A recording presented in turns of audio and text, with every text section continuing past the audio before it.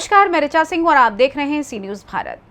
कहा जाता है कि देखा जाए तो हरियाणा की राजनीति में राव इंद्रजीत सिंह एक अलग ही नाम है, या यूं कहें कि यहां की राजनीति की परिकल्पना बिना इंद्रजीत राव के करना थोड़ी बेईमानी होगी।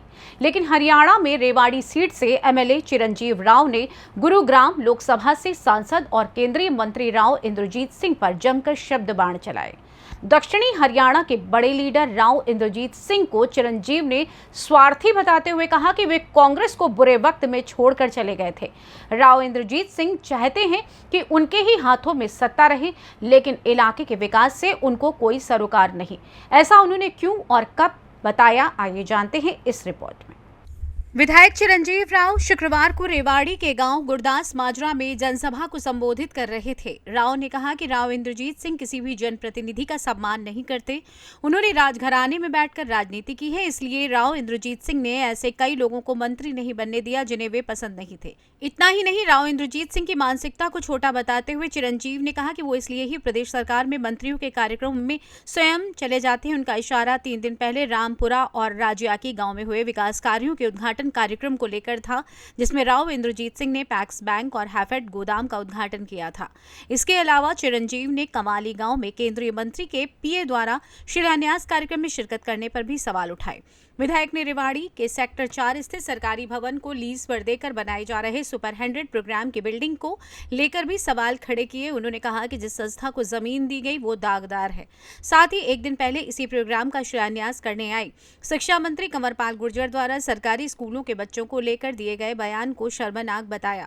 आप पार्टी को भाजपा की बी टीम करार दिया। हाथ से हाथ जोड़ो का कार्यक्रम पूरे देश भर के अंदर चल रहा है, हरियाणा में भी इसका चल रहा है और करीबन 60 गांव और 20 से ज्यादा वार्ड में अब तक कवर कर चुका हूं। लोगों के बीच में जाकर उनकी जन समस्याएं सुनते हैं और जो भी उनकी समस्या है कोशिश रहती है कि मौके पर उनका निदान किया जाए। जो अधिकारी हैं संबंधित उनसे बात की जाए और लगातार हमारी यही कोशिश है कि लोगों की जो भी समस्या है उनको हम दूर कर सके। लोगों का बहुत सहयोग हर जगह मिल रहा है, लोगों के अंदर भारी रोष सरकार के प्रति है। आज लोग ये देख रहे हैं कि पिछले 9 साल के अंदर छलने के अलावा कोई काम इस सरकार ने नहीं किया। जो एम्स की बात करी गई थी वो एम्स अब तक नहीं बना है, ना आपका मेडिकल कॉलेज बना है, ना आपके बस स्टैंड, ना रेवाड़ी का, ना धारवेड़ा का बना है। आज आप गांव में देख लीजिए, शहर में देख लीजिए, बेसहारा पशुओं की बहुत बड़ी समस्या है। तो सब जगह अलग अलग समस्याएं लोगों ने रखी है और उनपे हमारी कोशिश रहेगी कि जल्द से जल्द उनको कराया जाए। कल शिक्षा मंत्री रेवाड़ी आए, एक भवन का शिलान्यास उन्होंने किया, आपकी तरफ से भी एक बयान आया कि सरकारी भवन में प्राइवेट संस्थान। देखिए, बड़ी ही शर्मनाक बात है कि 2015 के अंदर घोषणा करी थी कि हमारा कॉलेज बनेगा और 8 साल बीत जाने के बाद भी जब आज जगह चिन्हित नहीं करी गई है बॉयज़ कॉलेज बनाने की और उसको कोएड कर दिया गया है, आज वो 2 कमरों के अंदर चल रहा है और हमारी जो बेटियां हैं उन्होंने नंगे पैर बेटी बचाओ बेटी पढ़ाओ का नारा ये सरकार देती है, ज्ञापन भी दिया था, उसके बावजूद भी वहां ना देखकर एक प्राइवेट एनजीओ को देना, साफ तौर पे पता चलता है कि सरकार की मंशा क्या है। ये चाहती नहीं है कि हमारे यहाँ के बच्चे जो हैं, हमारी जो बेटियां हैं वो पढ़ें।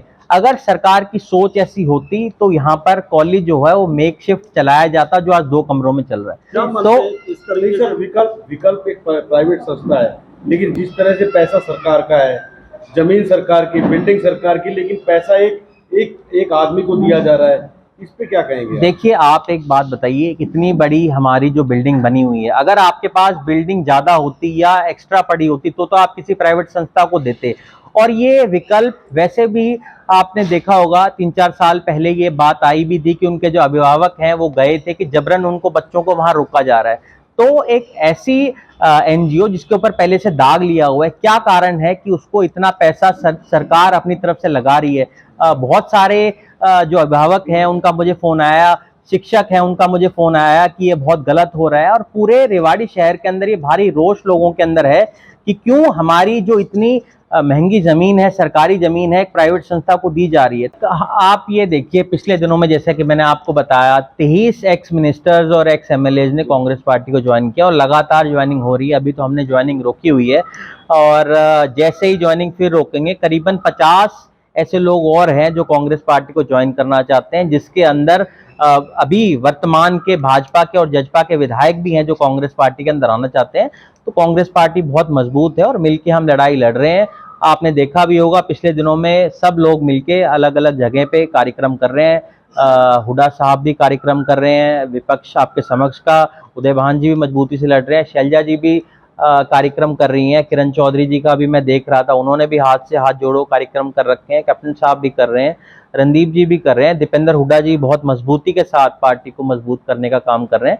तो मुझे ऐसा कुछ नहीं नजर आता और मुझे लगता है हम सब लोग मिलकर कांग्रेस पार्टी को सत्ता के अंदर लाएंगे। लोगों के जो काम नहीं हो पाए पिछले 9 सालों में, उन विकास को आगे बढ़ाने का हम लोग काम करेंगे। वो तो कह रहे हैं कि चुनौती दे रहे हैं। अगर आपके अध्यक्ष जी ने कहा था कि भाजपा के हमारे पास कांटेक्ट में है, वो कह रहे हैं कि लिस्ट जारी करें। किसने कहा है?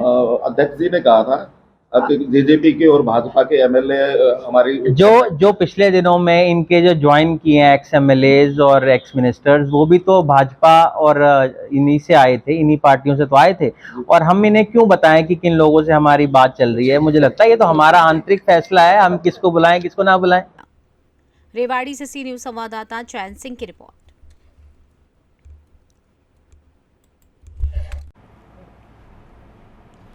देखा जाए तो दक्षिण हरियाणा में राव इंद्रजीत सिंह का अपना एक अलग ही राजनीतिक वजूद है। राव इंद्रजीत सिंह राज्य के दूसरे पूर्व मुख्यमंत्री राव वीरेंद्र सिंह के सुपुत्र हैं। राव इंद्रजीत सिंह 1977 से 1996 के बीच 4 बार विधानसभा सदस्य के रूप में चुने जा चुके हैं। इसके साथ ही वो 2 बार महेंद्रगढ़ और 2 बार गुरुग्राम क्षेत्र की नुमाइंदगी संसद में लोकसभा सदस्य के रूप में कर चुके हैं। ऐसे में राजनीतिक पैठ रखने वाले मंत्री पर इतने तीखे प्रहार का क्या निष्कर्ष निकलता है, ये देखने वाली बात होगी। फिलहाल इस खास खबर में बस इतना ही। देश दुनिया की तमाम खबरों को जानने के लिए देखते रहिए सी न्यूज़ भारत। हर खबर आपके साथ, आपके हाथ।